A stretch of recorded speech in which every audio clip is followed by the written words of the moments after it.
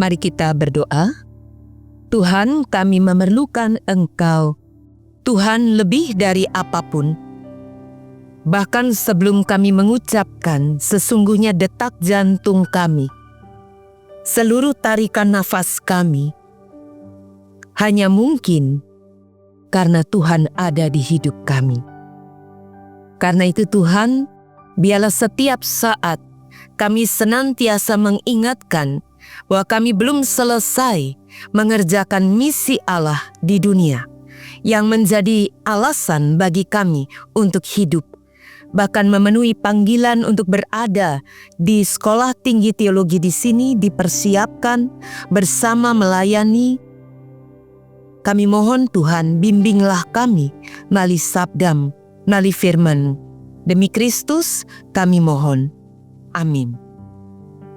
Selamat pagi, Bapak Ibu Saudara, Bapak Ibu dosen, para mahasiswa saudara, saya undang terlebih dahulu kita untuk membaca dari Kisah Para Rasul pasal 15.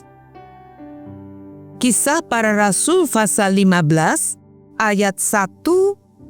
Seharusnya saya berharap nanti ada kesempatan saudara membaca di ayat ini dengan mandiri, tapi hari ini, pagi ini, kita akan membaca dari pasal 15 ayat 1, ayat 2, dan ayat 6. Demikian Kisah Para Rasul. Kita akan membaca juga, nanti akan memeriksa bagian lainnya. Beberapa orang datang dari Yudea ke Antiokhia dan mengajarkan kepada saudara-saudara di situ, "Jikalau kamu tidak berdisunat menurut adat istiadat yang diwariskan oleh Musa, kamu tidak dapat diselamatkan." Ayat 2. Tetapi Paulus dan Barnabas dengan keras melawan dan membantah pendapat mereka itu. Akhirnya ditetapkan supaya Paulus dan Barnabas serta beberapa orang lain dari jemaat itu pergi kepada rasul-rasul dan penatua-penatua di Yerusalem untuk membicarakan soal itu. Ayat 6. Maka bersidanglah rasul-rasul dan penatua-penatua untuk membicarakan soal itu. Demikianlah sabda Tuhan. Yang berbahagia adalah setiap kita yang tidak hanya membaca tapi yang menyimpan dan melakukannya. Saudara boleh izin ditampilkan slide ya. Hari ini tema kebaktian kita adalah Reformation and its significance in the church today. Makna reformasi dan reformasi dan apa sih kepentingannya bagi gereja saat ini. Saya ingin cerita dulu sedikit, meskipun mungkin tidak mungkin banyak ya. Saya khawatir bablas. Ya.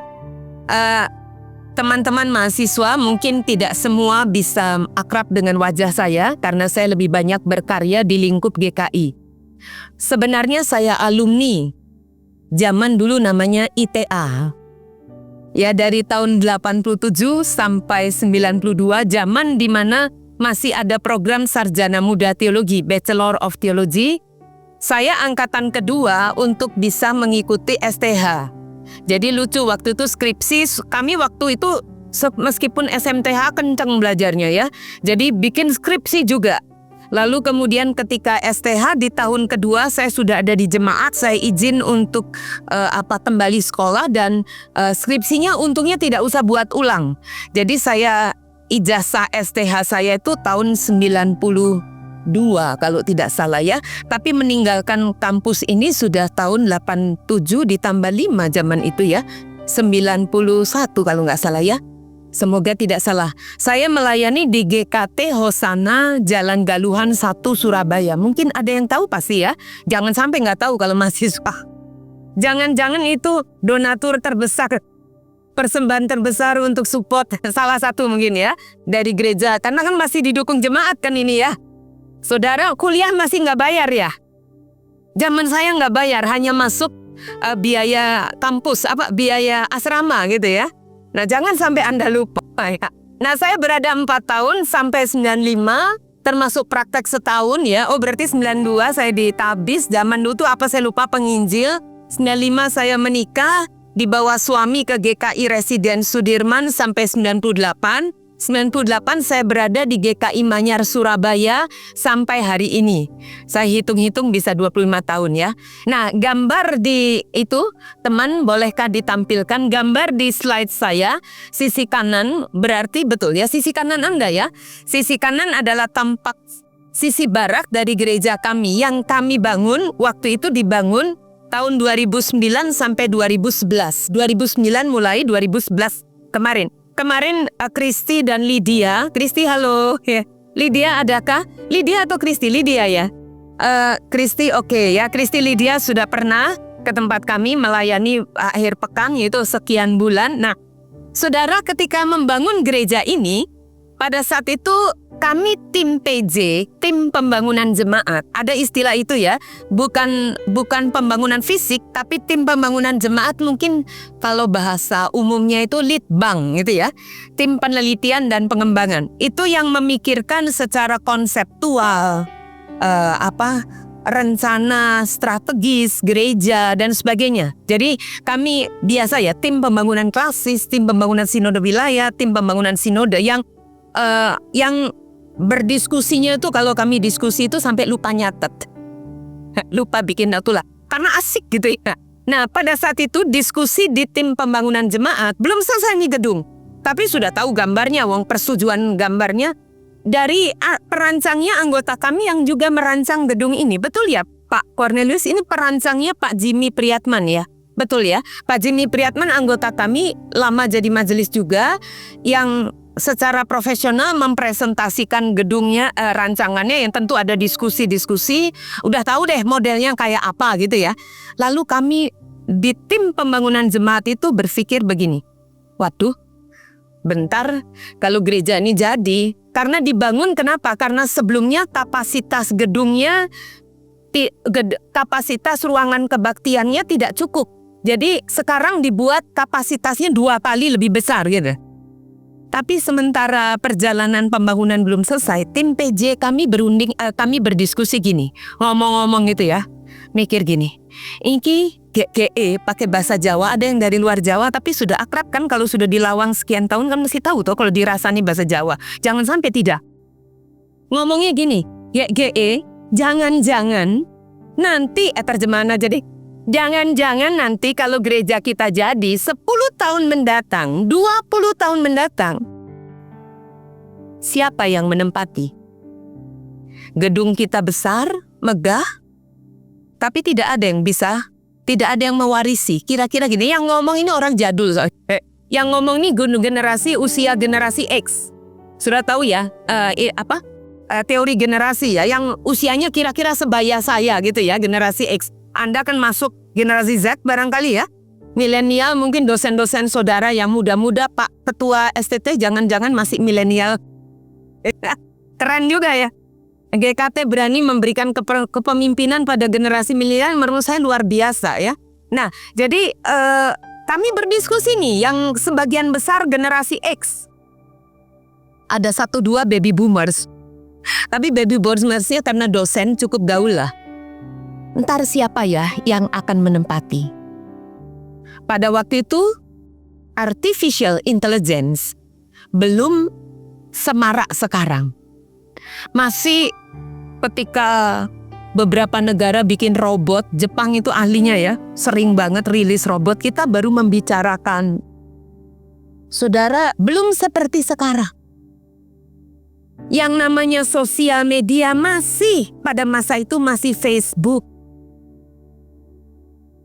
Yang namanya industri 4.0 masih baru omongan-omongan. Yang namanya apa?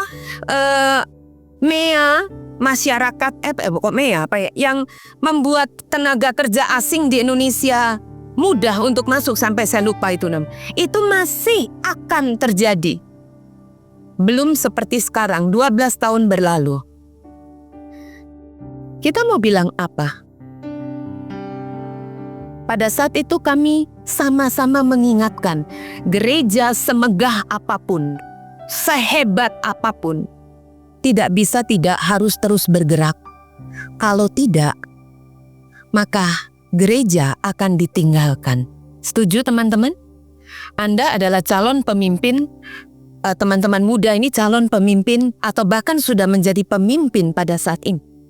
Kita tidak bisa berada di paradigma kita hari ini mempertahankan sampai Maranatha Tuhan hanya Yesus yang boleh tidak berubah.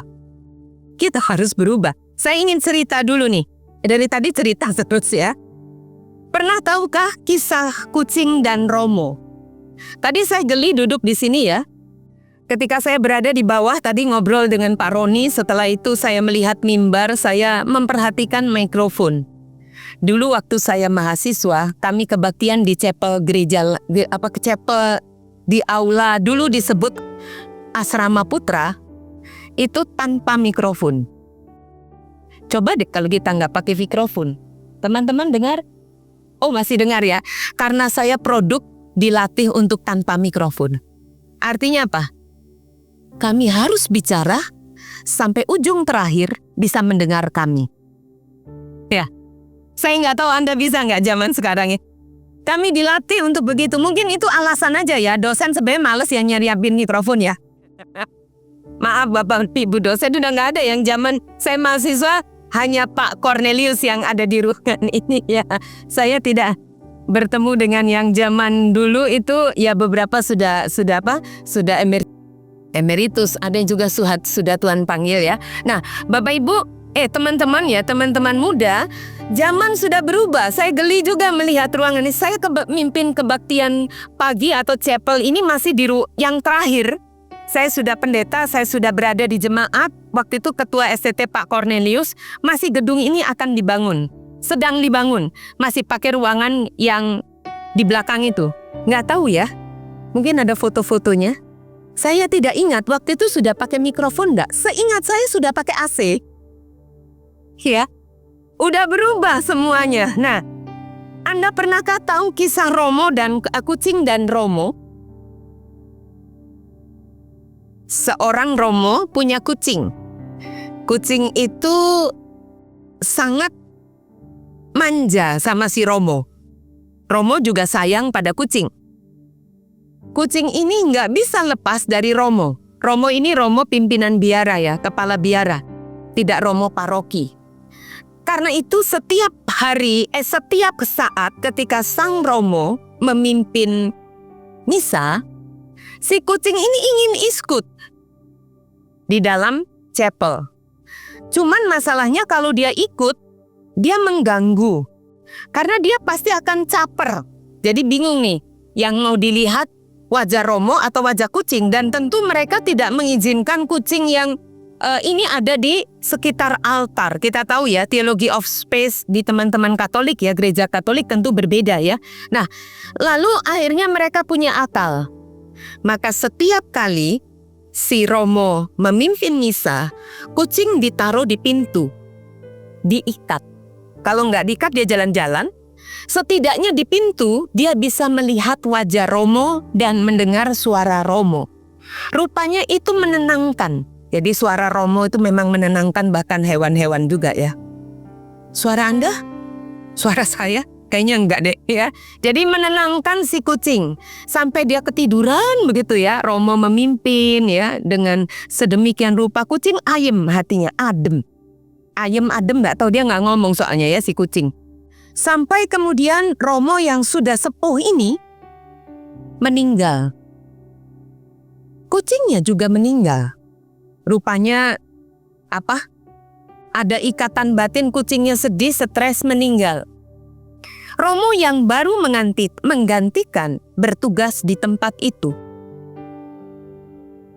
Kucing yang baru juga menggantikan diikat di depan pintu. Dan itu terjadi turun-temurun. Tidak ada yang mempertanyakan mengapa demikian. Karena kalau ada yang bertanya mengapa demikian, pasti jawabannya pokoknya. Saudara pernah mengalami atau tahu paket Romo dan kucing di gereja? Karena ini konteksnya gereja, atau di lembaga juga bisa ya. Anda menangkap pesan kisah ini? Jadi kalau ada yang bertanya, kenapa sih kok harus tarik kucing? Taruh diikat? Ya pokoknya. Terus Anda usah tanya, pokoknya. Pernah Anda menghadapi situasi pokoknya? Anda paham? Nih sis dari pesan. Kalau nggak paham saya harus mempertanyakan. Anda kuliah ngapain aja? Iya. Ini saya nggak ngomong Bapak Ibu dosen ya. Kayaknya perlu dilihat nih Pak. Ini kuliah ngapain aja ya? Masih ada renungan pagi di kamar, masih ada? Meditasi? Itu benar-benar meditasi? Bukan itu kan belajar untuk ujian kan? Dulu kawan-kawan, saya juga kadang-kadang tergoda begitu. Ngaku dosa karena udah lulus boleh ya? Kadang-kadang tergoda ya, tapi kemudian merasa bersalah gitu ya. Kayak gitu, rasanya kok nggak tenang gitu ya. Untunglah masih merasa bersalah. Saya nggak tahu Anda masih merasa bersalah nggak ya? Apalagi pura-puranya zaman kami dulu, di angkatan kami dulu itu yang namanya gadget belum ada. Pasti ya, belum ada handphone. Satu-satunya menghubungkan kita dengan dunia luar adalah televisi di ruang makan yang hanya diputar kalau dunia dalam berita. Ya, atau berita waktu saat makan. Koran juga begitu ya. Oke, balik ke sini. Apakah Anda pernah mengalami atau melihat situasi paket romo dan kucing ini? Di mana orang tidak lagi mempertanyakan mengapa demikian. Pokoknya, wes gak usah nanya. Saudara, hari ini justru kita diingatkan. Satu semboyan reformasi kalau mahasiswa teologi tidak bisa tidak tahu. Bisa ditampilkan? Ecclesia Reformata Semper Reformanda. Apa artinya? Oh, udah nampil ya. Gereja yang diperbaharui selalu memperbarui dirinya. Dan hakikat gereja kan kita semua tahu ya. Saudara sudah belajar eklesiologi kan ya? Gereja itu kan bukan hanya organisasi. Organisasi itu alat. Tahun ini kami baru merilis Tata Gereja GKI tahun 2024. Itu perjalanan panjang Komisi Tata Gereja mempersiapkan konsep dari tata mukadimah, tata dasar, tata laksana. Ini halamannya saya lupa berapa. Pedoman pelaksanaan masih pakai yang lama. Saudara, itu akibat apa? Karena kami menetapkan konfesi tahun 2014. Konfesi tidak mengganggukan kredo rasuli, pengakuan iman rasuli tidak. Karena pengakuan iman rasuli kita mempercayai sebagai sebuah pengakuan iman yang menghisapkan kita sebagai bagian dari gereja Tuhan di seluruh muka bumi secara ekumenis, secara rasuli. Tetapi kami merasa sebagai GKI perlu mengatakan pada diri kita ini siapa. Maka konfesi adalah sebuah ungkapan jati diri di dalam pengakuan iman dan sebaliknya. Nah, karena konfesi ditetapkan 2014, berarti nanti ada kemungkinan berubah. Yes. Ada banyak anggota jemaat bertanya. Ketika persidangan biasanya kalau GKI cara ini yang berpikirnya bukan hierarki ya, sinode paling tinggi lalu jemaat paling tidak, tapi lingkup. Dari lingkup paling luas sinode, kemudian lingkup paling sempit jemaat. Mulai dari konsep yang disiapkan tim perumus konfesi sebagai bagian dari pelayanan badan pelayanan sinode, lalu di draftnya dikirimkan ke jemaat untuk dipercakapkan di persidangan majelis jemaat. Pertanyaan muncul, kenapa disebut konfesi? Ditetapkannya di sidang sinode 2014. Sebelumnya sudah jelas akan dikatakan konfesi ini punya kurun waktu. Setelah ditetapkan pun ada banyak yang bertanya, kenapa kok 2014? Ya, karena itu berarti kami siap.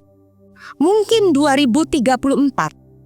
Mungkin 2025. Kita tidak tahu, konfesi itu harus dirumuskan ulang.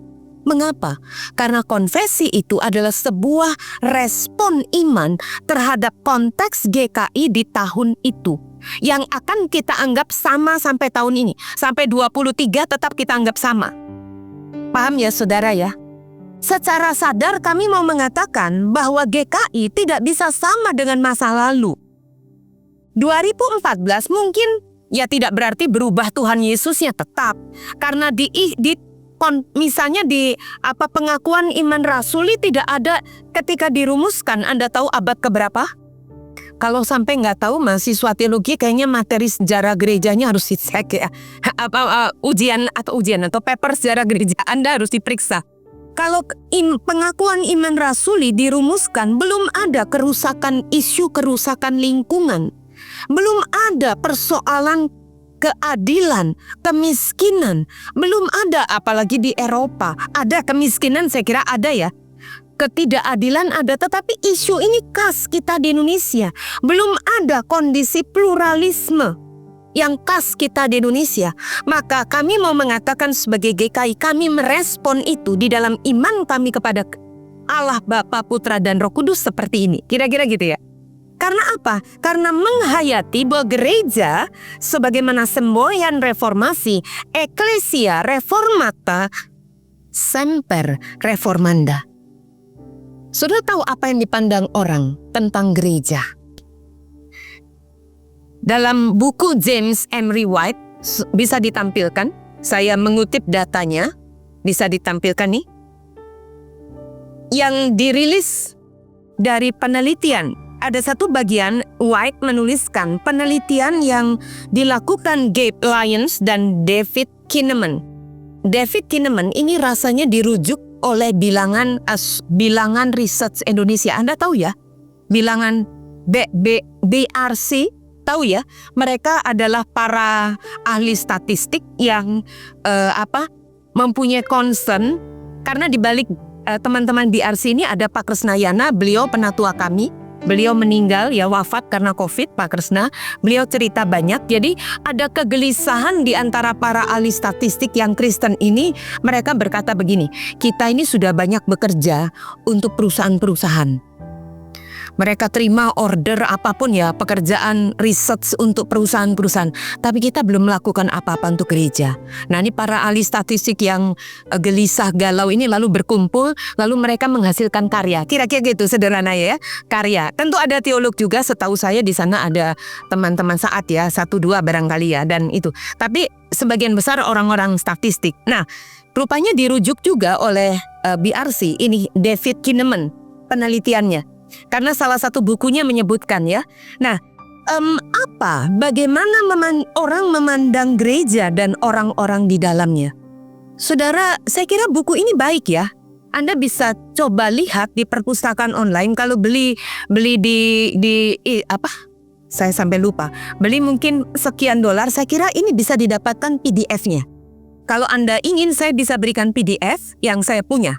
Dan bukunya bagus ya, saya kira kita harus membuka diri untuk itu. Nah, menurut apa sih anggapan orang terhadap gereja? Kira-kira gitu. Nah, yang mengejutkan, 87% mengatakan bahwa gereja itu bersikap menghakimi. 85% mengatakan gereja itu munafik. 78% mengatakan gereja kuno. 75% mengatakan gereja terlibat dalam politik secara berlebihan. Ini konteksnya Amerika. Tahun penelitian ini dilakukan pada tahun 2007. Dirilisnya 2007. Tidak disebutkan mulai kapan. Kalau dirilis di Indonesia beberapa saat yang lalu, atau dilakukan penelitian di Indonesia beberapa saat yang lalu, barangkali masih ada nih ya, gereja terlibat politik secara berlebihan. Itu salah satu capres di negeri ini kan bisa foto-foto nih sama pendeta, lalu pendeta mengatakan ini dan itu. Soal ini banyak cerita, saudaranya, banyak cerita bagaimana gereja menjijikkan, terus terang. Saya kira GKT tidak, GKI juga tidak. Tapi ada gereja di negeri ini menjijikkan ya. Di Amerika juga ya. Terlibat, dan ini menguakkan orang. Orang memandang gereja itu apa sih? 75%, 72% mengatakan gereja tidak realistis. Tidak peka terhadap orang lain, membosankan, membingungkan. Saya bold warna-warna merah untuk jadi perhatian kita dalam dalam konteks tema kita hari ini. Membingungkan, membosankan, tidak realistis, kuno. Apa yang sebenarnya mau dikatakan? Gereja tidak peka. Gereja tidak berbicara di hari ini. Gereja membosankan. Menyedihkan. Ini tidak bicara aliran apapun. Lalu lanjut bisa penelitian Barna. Saya kira Barna ini satu lembaga riset yang cukup terkenal ya di dunia ya. Mengatakan apa? Penelitian Barna menunjukkan yang dirilis 74% orang mengatakan tidak ada nilai dalam menghadiri kegiatan gereja. Belum lagi gereja punya banyak masalah. Sama dengan penelitian Kinnaman tadi, gereja tidak memiliki relevansi dengan kehidupan. Ada banyak orang memilih menjadi agnostik. Kalau dulu mereka berkata God yes, church no. Sekarang orang bergerak God perhaps, church, Christianity and Christian no. Malah disebut demikian. Saudara, apa yang mau kita katakan dari data ini? Saudara, kegelisahan ini sudah sejak lama membuat saya sekolah lagi. Ketika saya sekolah di angkatan saya ini saya paling tua. Sampai diangkat sama teman-teman bunda angkatan. Astaga. Saya bilang, Kak, aku setua itu Kak. Masih ada sedikit lebih muda dari aku ya. Jadi membuat saya sekolah lagi. Jadi teman-teman jangan pernah berhenti. Setelah nanti Anda selesai studi lalu merasa dunia yang namanya teologi sudah di genggaman Anda. No. Ketika saya masuk sekolah saya kaget-kaget. Tapi saya bersyukur. Karena kami dibukakan realitas yang mengagetkan itu. Meskipun dulunya sudah gelisah karena merasa ada something yang harus dipelajari di dunia luar. Saudara, terlepas dari sekolah, kayaknya kita harus kembali kepada jemaat mula-mula. Jemaat mula-mula. Kita baca ya. Kisah Rasul 15. Kalau kita bicara jemaat mula-mula, romantikanya adalah apa? Wah, Kisah Para Rasul pasal 2. Mereka semua berkumpul, jumlahnya 3.000 orang bertobat. Nah itu ya, mereka berkumpul memecahkan roti dan berdoa. Setiap hari Tuhan tambahkan jumlah mereka sekian-sekian. Itu Kisah Rasul pasal 2 ayat 41. Saudara jangan bayangkan jemaat mula-mula itu seindah itu selalu. Jangan lupa bahwa Alkitab kita, Kisah Rasul, Dr. Lukas mencatat sisi lain dari jemaat mula-mula. Setelah Kisah Rasul pasal 2 tadi mereka berkumpul dan sebagainya, lalu terjadi persoalan yang menyebabkan kisah yang dicatat dalam Kisah Rasul apa? Kisah Rasul pasal 6. Yang dikatakan 7 orang yang dipilih melayani orang miskin. Itu berangkat dari persoalan. Berangkat dari situasi yang tidak diharapkan. Kalau saudara baca bagian itu, kalau dengan hati mungkin kita bisa merasa begini. Ini para janda, orang-orang miskin, kenapa juga pakai protes? Meskipun mereka nggak langsung protes kali ya, mungkin melalui orang lain. Lah kok sudah dikasih makan saja kok ya sudah selesai toh.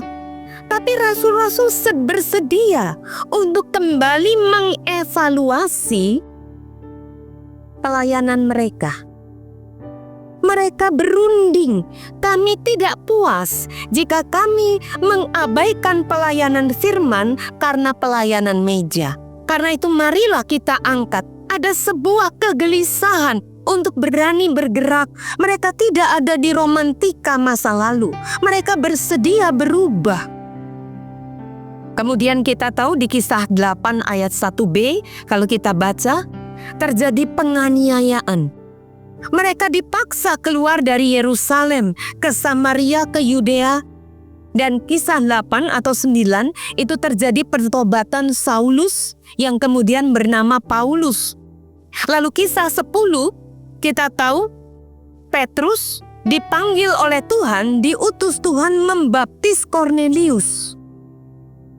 Seorang perwira Romawi meskipun dia tidak mau. Nah saudara, perjalanan ini setidaknya memberikan kepada kita titik apa? gereja tidak pernah bisa berhenti. Selesai pendidikan teologi, selesai. Sudah belajar semuanya, nilai terbaik lagi. Belum. Sebagai sebuah arak-arakan perjalanan, gereja, kita adalah gereja, belum selesai. Mungkin selesai kalau kita sudah menutup mata, tugas kita selesai, tapi gereja tetap berjalan. Saudara, kita lihat. Dan hari ini yang kita baca, Kisah Rasul pasal 15. Gereja kembali menghadapi kesulitan.